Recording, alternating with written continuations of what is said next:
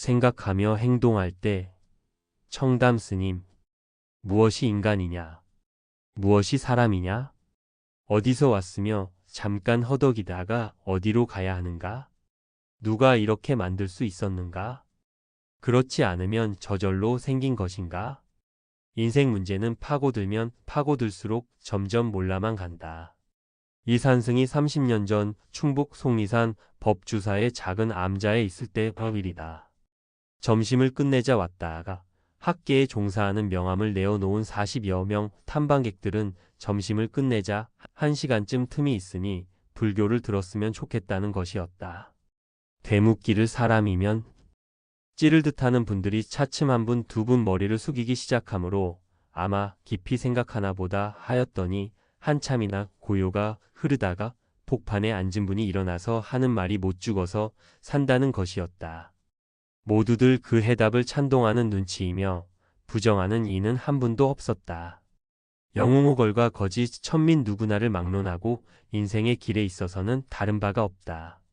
예수나 공자나 석가나 다 마찬가지다.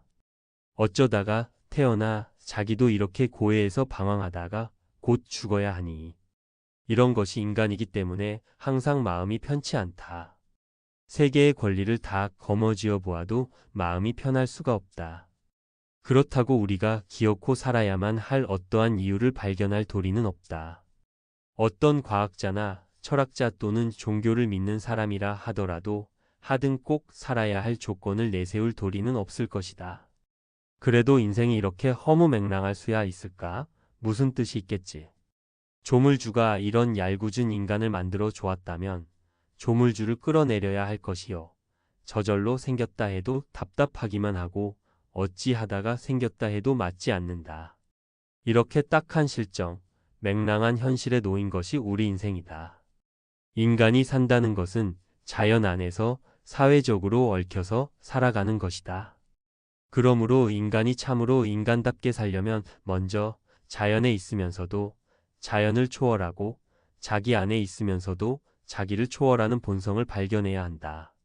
즉, 우리가 종단, 민족, 인류 등 거대한 공동체를 말하지만 인간의 실존은 역시 각 개인의 인격성에 있기 때문에 상구보리 하와 중생을 모토로 하는 우리 불자들은 우선 그 생활 태도에 있어서 근면검소하고 창의와 진취에 용감한 생활적 인간이 되어야 하며 인간관계에 있어서 겸손 친절하며 협동 봉사하는 도덕적 자유인이 되어야 한다. 나라는 말은 첫째 내가 아니다라는 뜻이다. 객관이 없으면 나라는 생각 안 난다. 상대가 있으니까 나라는 생각을 내고 나라는 행동을 한다. 자아 완성이란 물질인 육체를 위해 산삼 한 뿌리씩 먹는 것인가? 대통령 되면 완성인가? 세계 대통령이 된다 해도 그것은 인격 완성일 수 없다. 그렇게 하는 동안에 사람은 자꾸 죽어간다. 어제 다르고 오늘 다른 것이 나인데 자아도 쓸데없고 지식도 신앙도 필요 없다.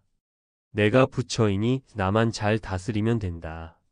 석가열애만 1000만 번 믿어봐야 석가열애 믿는 인간이고 중생일 뿐 별 수 없다. 내가 내 마음을 단속해 나아가서 번뇌망상 자꾸 없애버리는 그것이 자아 완성이다.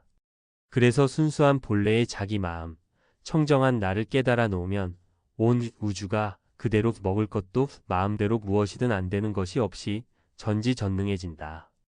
이것이 비로소 해방이고 인격 완성이다. 마음은 모든 생각의 주체가 되어서 모든 행동이나 생각의 주체는 될 수 있어도 미리 이것의 생각은 없다. 그때 그 사건에 따라 오간에 미치는 바에 의하여 그때 마음대로 부정도 긍정도 할 수 있다. 그러므로 부정이나 긍정 이것은 내가 아니다.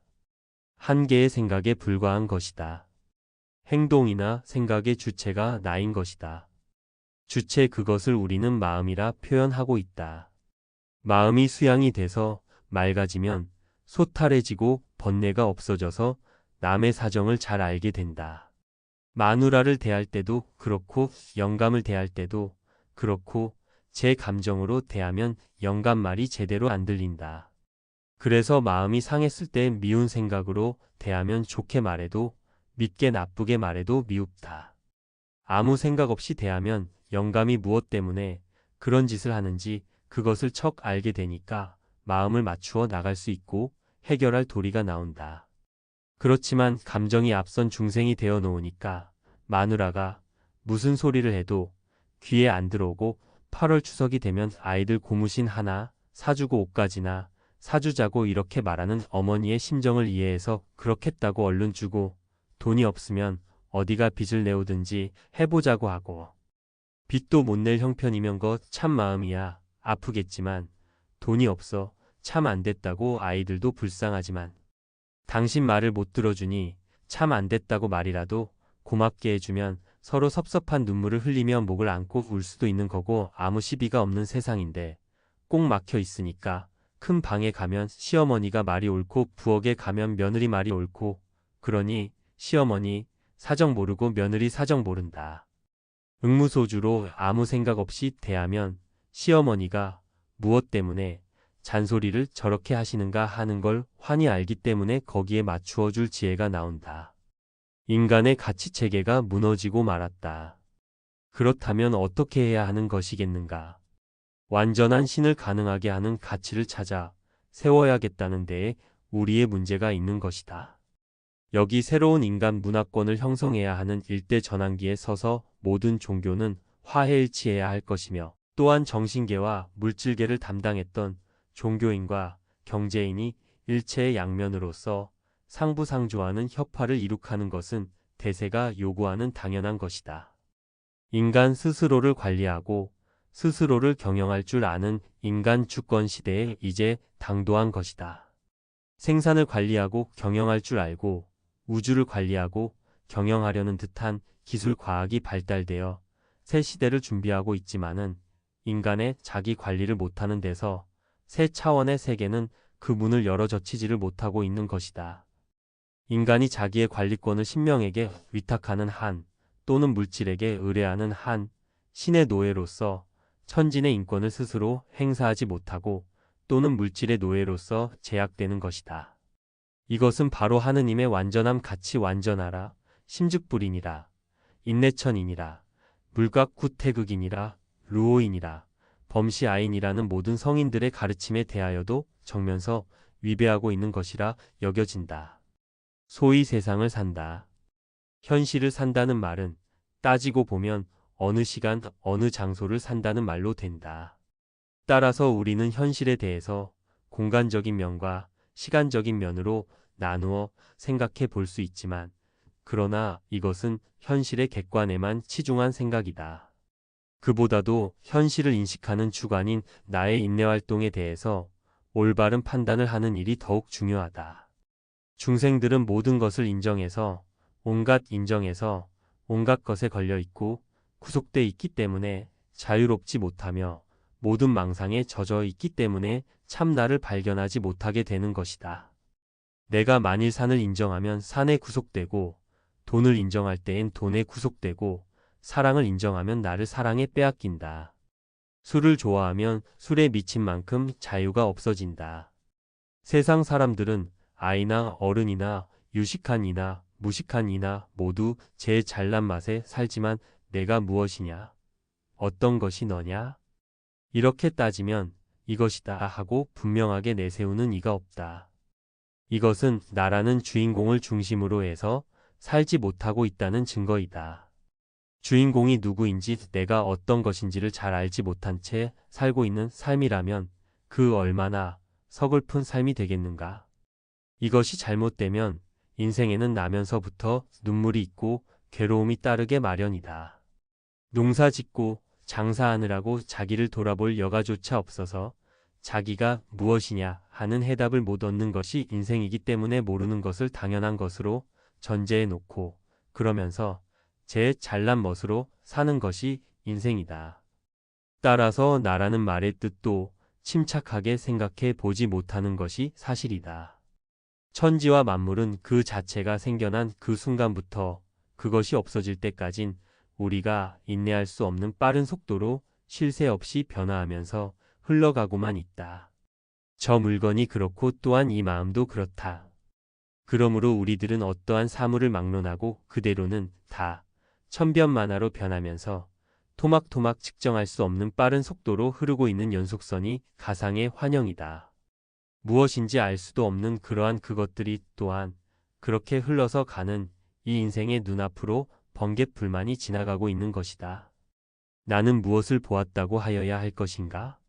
그것들을 산이다, 물이다, 너다, 나다 하고 이름을 지어 부르고 있다. 나를 이름이 무엇인가? 지을 수 있거든 불러보라. 그러므로 그가 인내하고 있는 기둥이나 기둥 모양은 이 우주간에 실로 없는 존재다. 만약 무엇을 인내한 것이 있다고 하면 그것은 다만 그가 그의 인내를 다시 인내한 것에 지나지 않을 것이다.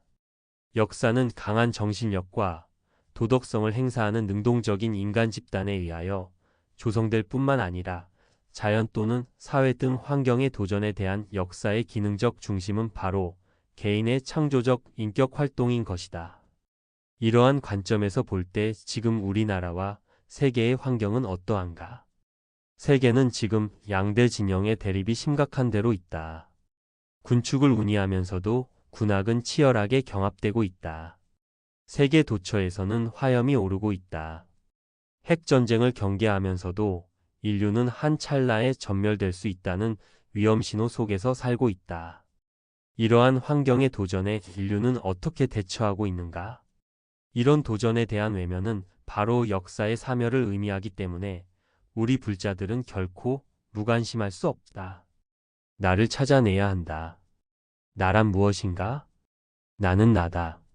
나는 유물을 초월하여 산 것이며 힘이며 광명이요 아무것도 필요로 하지 않는 깨끗한 것이어서 오직 나일 뿐이다. 나는 만법과 더불어 있지 않고 독립, 독존, 독권하며 유일무이한 실상진화의 실존을 지칭함이 곧 나다. 이참 나는 발견체득함으로써 우주의 주인공이 되며 생사의 인과를 초탈해서 자제할 수 있다. 이 진화의 발견이 있은 연후에야 확고부동한 인생관, 세계관 내지 우주관의 확립을 보게 되어 비로소 신념의 찬생의 발걸음을 내디딜 수 있는 것이다. 참 삶의 역사는 여기서부터 비롯될진저.